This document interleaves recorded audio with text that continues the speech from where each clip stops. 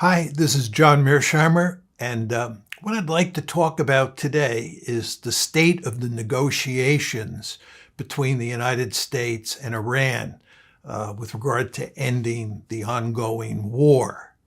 And it's quite clear that President Trump is deeply committed to ending this war, and he especially is interested in opening the Strait of Hormuz. But I would argue that if you look at what's happened in recent months, his situation has gone from bad to worse. And ending the war is going to be very difficult for him to do. And the deal that he is likely to get moving forward would be worse than any deal he could have gotten in the past.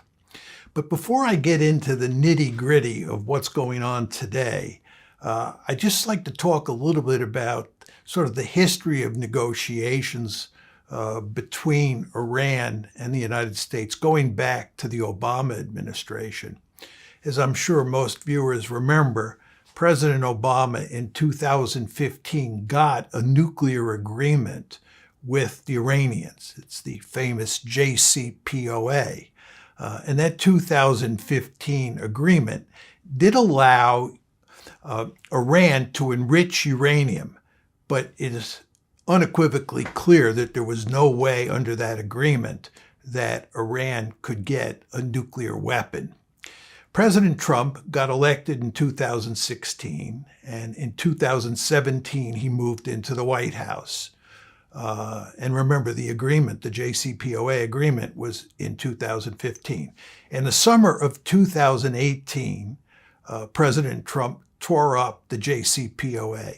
He had nothing but contempt for the JCPOA. He said it was a terrible nuclear agreement, and he was going to put maximum pressure, and I think he meant maximum economic pressure on the Iranians, and he was going to get a better deal. That's what he promised.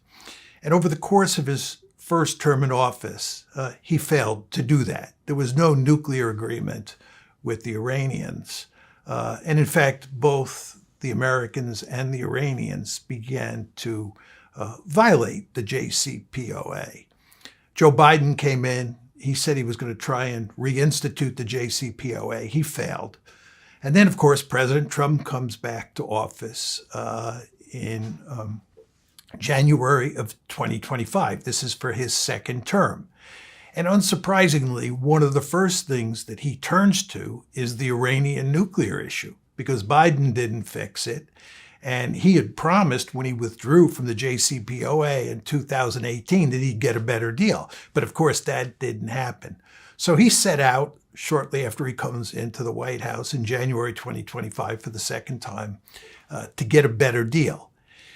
And he is negotiating, or I should say his administration is negotiating with the Iranians up through June of 2025.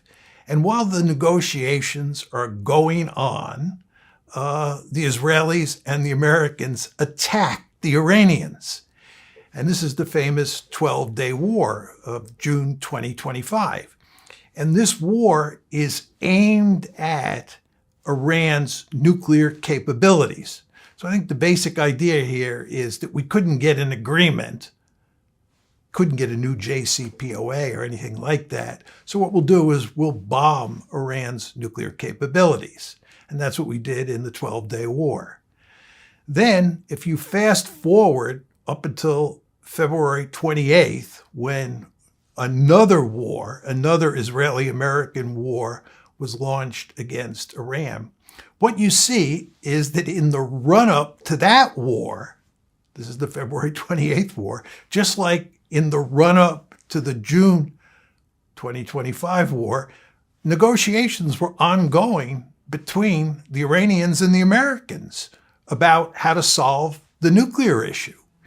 So twice, the Americans and the Israelis attacked Iran when nuclear negotiations were taking place. Anyway, the war obviously broke out on February 28th. And this raised a whole host of new issues, many of which I'll talk about as we go along here. because once the war breaks out, the nuclear issue is not the only major issue on the table. For example, there's the whole question of who controls the Strait of Hormuz. And then there are a whole host of economic issues that get raised as well. So it's no longer just the nuclear issue that's on the table after February 28th. Anyway, there's a bombing campaign for 40 days, and that ends on April 8th. And you have a ceasefire, and negotiations actually start between the Iranians and the Americans. This is when J.D. Vance goes to Islamabad and meets with the Iranian negotiators. So this is the first opportunity that we have, the first major opportunity that we have after the start of the war to negotiate a deal with the Iranians to hopefully settle the nuclear issue as well as the other issues that are now on the table. But those negotiations go nowhere. The second big opportunity we have to negotiate a deal, and in a way we do negotiate a deal, is the Memorandum of Understanding that is signed by President Trump and his Iranian counterpart on June 17th of this year. That's June 17th of 2026. So this is the first evidence of a concrete agreement between the Iranians on one side and the Americans on the other. And it deals with almost all the issues that are on the table. But of course, President Trump walks away from that deal. It effectively falls apart. And we're now at a point where the Iranians, as of Saturday, August 8th, have put a new proposal on the table that in effect builds on the Memorandum of Understanding, but from an American point of view is much worse. So what I want to do here is focus on the Memorandum of Understanding and the deal that Trump effectively walked away from on June 17th and show you how much worse the 8 August proposal, the new proposal that the Iranians have put on the table, is for the United States. And one of the key points that I'm going to make as we go along here is that we've actually reached the point where it appears that the nuclear issue, which was once of paramount importance, has basically disappeared from the negotiations, or it has been minimized to a point that is really quite shocking. But let me deal with that later and start by first just talking about all of the issues that I think exist between the Iranians on one side and the Americans on the other side. And I think there are basically 11 issues. And then let me, after laying out those 11 issues that are on the table, explain to you how the Memorandum of Understanding dealt with those issues, and then switch gears and talk about how Iran's 8 August proposal deals with those issues. And I think you'll see that the Iranians are really driving a hard bargain. It is going to be very difficult for President Trump to accept. But anyway, before we get there, what are the key issues here? I said there are 11 issues. The first issue is just opening the Strait of Hormuz. And as I said earlier on, this is what President Trump really wants to do. He wants to open the strait. And when you talk about opening the Strait of Hormuz, you're basically talking about doing away with Iran's blockade of the strait as well as the United States' blockade of the strait. So you have to put an end to these two blockades, and then you have to allow traffic to go into and out of the Strait of Hormuz. So that's the number one issue, just opening the strait. The number two issue is lifting oil sanctions on Iran. Now be careful here. You want to note that I'm not talking about lifting all sanctions on Iran. There are many sanctions on Iran. What we're talking about here is lifting the oil sanctions, which would allow the Iranians to sell their oil on open markets, open global markets. So that's the second issue. The third issue is the ceasefire. And I divide the ceasefire into two different issues.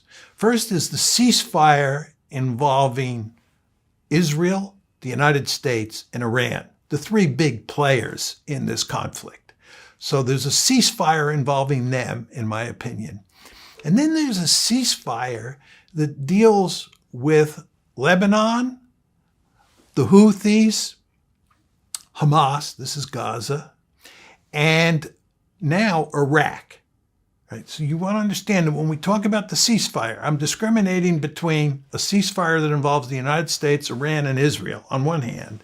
That's my issue number 3. And issue number 4 is a ceasefire that involves those 4 different conflicts, or 1 or 2 of those 4 different smaller conflicts. Again, Gaza, Lebanon, where Hezbollah is located, Yemen with the Houthis, and the Iranian allied militias in Iraq. Okay, so that's the 4th big issue. Then there's the 5th big issue, which is who controls the Strait of Hormuz. Remember, the first issue was just opening up the Strait of Hormuz. The 5th issue is who controls it. The 6th issue related to that is whether or not the Iranians can collect tolls, or what are sometimes called fees. You know, the Iranians are likely to say, we're not going to collect tolls, we're going to collect fees, but it's the same thing for all intents and purposes.